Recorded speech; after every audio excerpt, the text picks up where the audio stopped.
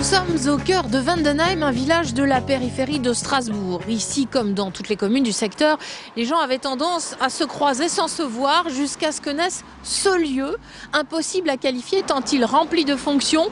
Il est à la fois restaurant, café à jus, lieu de rencontre et centre culturel. Je vous propose de le découvrir. Séjour de tricot chez Douceur et Gourmandise. Ce matin-là, elles sont une petite dizaine de tous les âges à se retrouver. Tricoteuses confirmées ou débutantes, elles viennent d'abord et avant tout pour le plaisir d'être ensemble.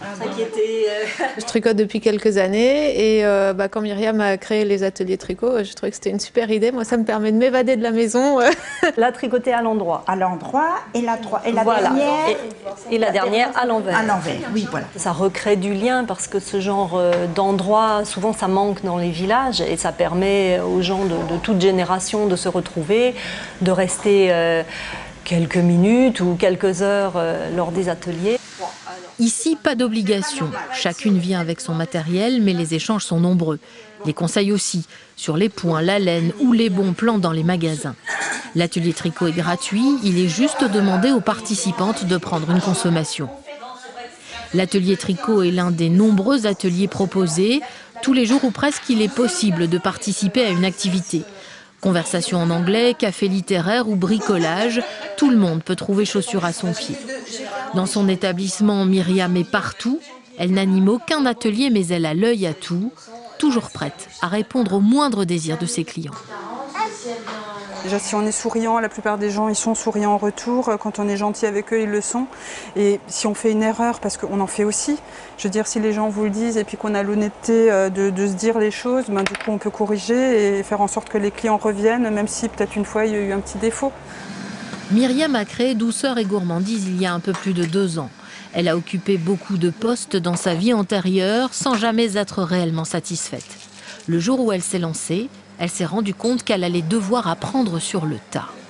Non, je ne savais pas faire de la pâtisserie avant. Je faisais de la tarte aux pommes streusel avant, avec des rouleaux de pâte brisée, tout en rouleau, que je déroulais, je coupais mes pommes, je savais faire du streusel. Et après, on a appris avec le temps. Myriam a aussi appris à faire des petits plats, principalement des tartines et des salades, le tout avec la spécificité d'être entièrement fait maison. Mais ce qui fait la caractéristique de l'endroit, c'est qu'il existe à l'étage un lieu dédié aux enfants, une idée à laquelle Myriam tenait par-dessus tout. Les banquiers, par exemple, m'ont dit que je devrais mettre des tables et des chaises pour faire plus de chiffre d'affaires. C'est un point de vue. Mais moi, j'étais convaincue justement que des parents auraient du plaisir à venir parce que déjà, les enfants, ils ont le droit de crier, ils ont le droit de jouer. Un espace est dédié à ça.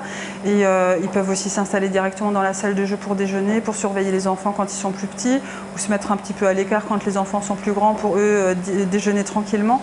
Cette pièce est aussi celle des ateliers bricolage. Alors le mercredi, on s'y bouscule. J'aime bien peinturer. J'adore bricoler et j'aime bien partager ces moments avec mon frère et bricoler, je trouve ça amusant.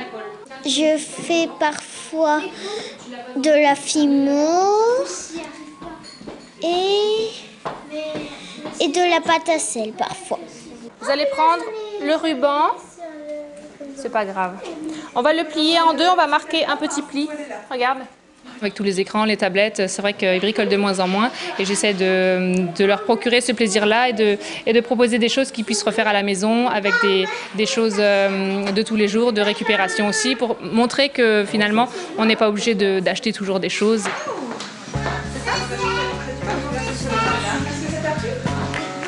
C'est super.